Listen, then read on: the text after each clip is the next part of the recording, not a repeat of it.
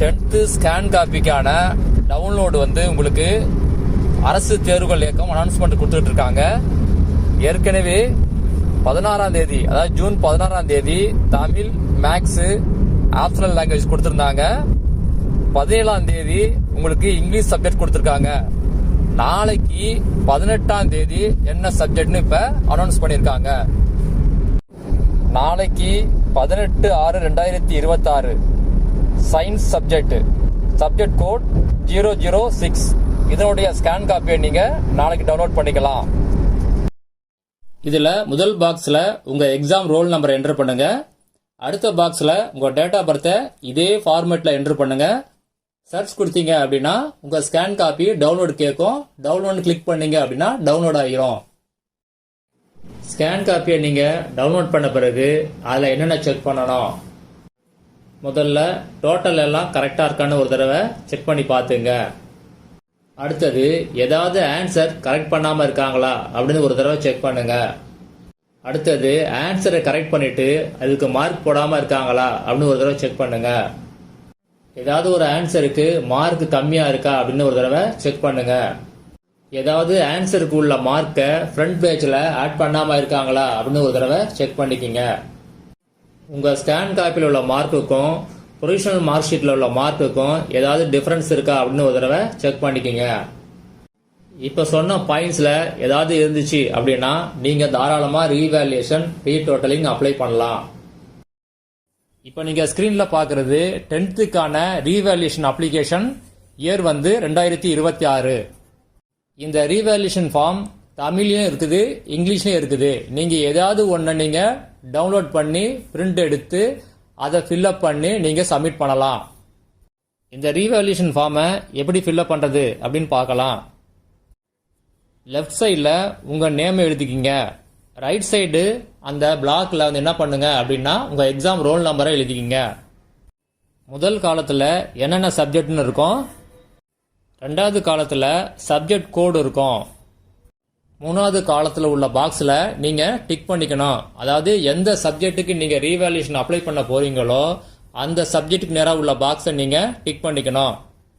ரீவேல்யூஷனுக்கான amount எவ்வளவு அப்படின்னா 505 ரூபாய் ஒரு சப்ஜெக்ட்டுக்கு.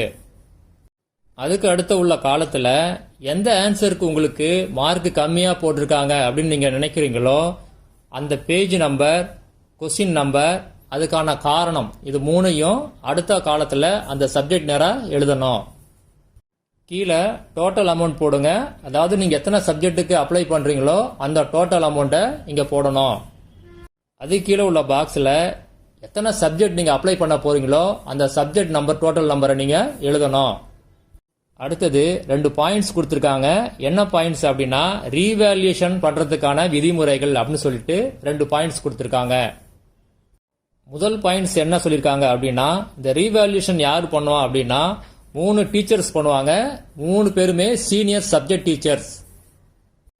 ரெண்டாவது பாயிண்ட் என்ன சொல்லியிருக்காங்க அப்படின்னா ரீவேல்யூஷன் பண்ண பிறகு மார்க் அதிகமானாலும் சரி கம்மியானாலும் சரி ரீவேல்யூஷன் பண்ண பிறகு என்ன மார்க் வருதோ அதுதான் ஃபைனல் மார்க் அப்படின்னு சொல்லியிருக்காங்க.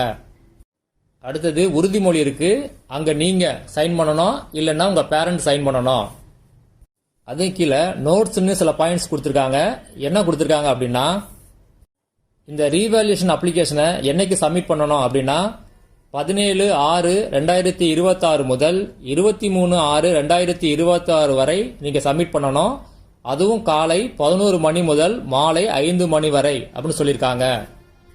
எங்க சப்மிட் பண்ணணும் அப்படின்னா உங்க மாவட்டத்தில் உள்ள மாவட்ட அரசு தேர்வுகள் உதவி இயக்குனர் ஆபீஸ், அங்க நீங்க சப்மிட் பண்ணணும்.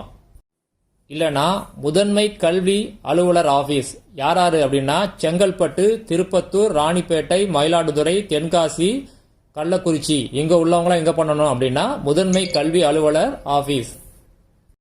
இந்த ரீவேல்யூஷனோட அப்ளிகேஷனோட லிங்கை வந்து வீடியோ டிஸ்கிரிப்ஷன்ல கொடுத்துருக்கேன். நீங்க என்ன பண்ணுங்க, அதை கிளிக் பண்ணி டவுன்லோட் பண்ணி பிரிண்ட் எடுத்து ஃபில்அப் பண்ணி நீங்க தான் கொண்டு போகணும்.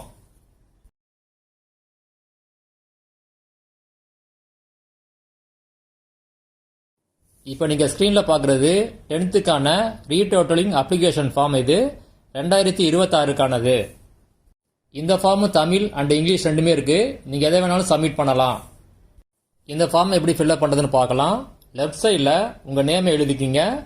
ரைட் சைடு உள்ள பாக்ஸில் உங்கள் எக்ஸாம் ரோல் நம்பரை எழுதிக்கிங்க. முதல் காலத்தில் சப்ஜெக்ட் நேம் இருக்கும். ரெண்டாவது காலத்தில் சப்ஜெக்ட் கோடு இருக்கும். மூணாவது காலத்தில் ரீடோட்டலிங் எந்த சப்ஜெக்ட்டுக்கு அப்ளை பண்ண போறீங்களோ அந்த சப்ஜெக்ட்டுக்கு நேராக உள்ள பாக்ஸை டிக் பண்ணிக்கிங்க. ரீடோட்டலிங்க்கு எவ்வளோ ஃபீஸ் அப்படின்னா ஒரு சப்ஜெக்ட்டுக்கு 205 ரூபாய்.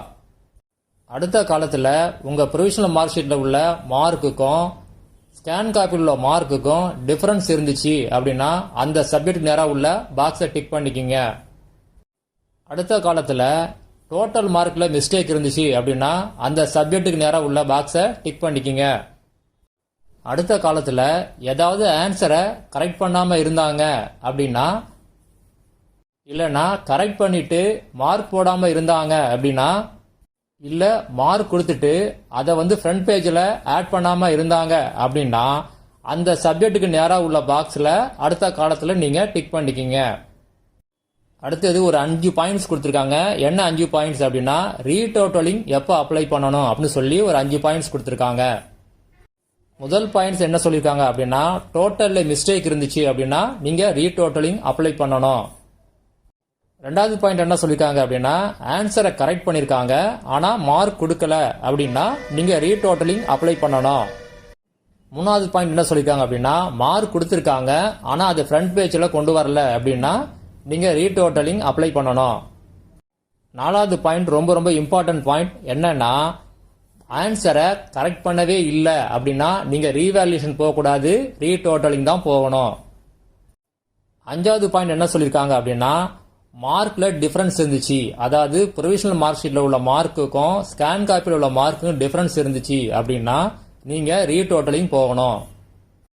அடுத்தது உறுதிமொழியில் நீங்கள் சைன் பண்ணணும் இல்லைன்னா உங்கள் பேரண்ட் சைன் பண்ணணும்.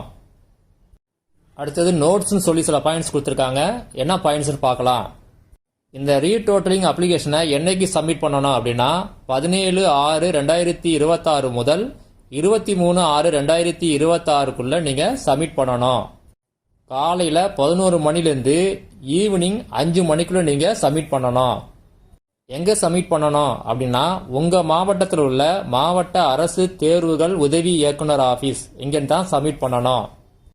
செங்கல்பட்டு, திருப்பத்தூர், ராணிப்பேட்டை, மயிலாடுதுறை, தென்காசி, கள்ளக்குறிச்சி இங்கே உள்ளவங்க எங்கே சப்மிட் பண்ணணும் அப்படின்னா முதன்மை கல்வி அலுவலர் ஆஃபீஸ் அங்கே சப்மிட் பண்ணணும். இந்த அப்ளிகேஷனோட லிங்கை வீடியோ டிஸ்கிரிப்ஷனில் கொடுத்துருக்கேன். நீங்கள் கிளிக் பண்ணி டவுன்லோட் பண்ணி பிரிண்ட் எடுத்து நீங்கள் ஃபில்அப் பண்ணி நீங்கள் தான் கொண்டு போகணும். மறக்காமல் ஃபீஸ் கொண்டு போங்க. ஃபீஸ் கேஷாக தான் பே பண்ண முடியும்.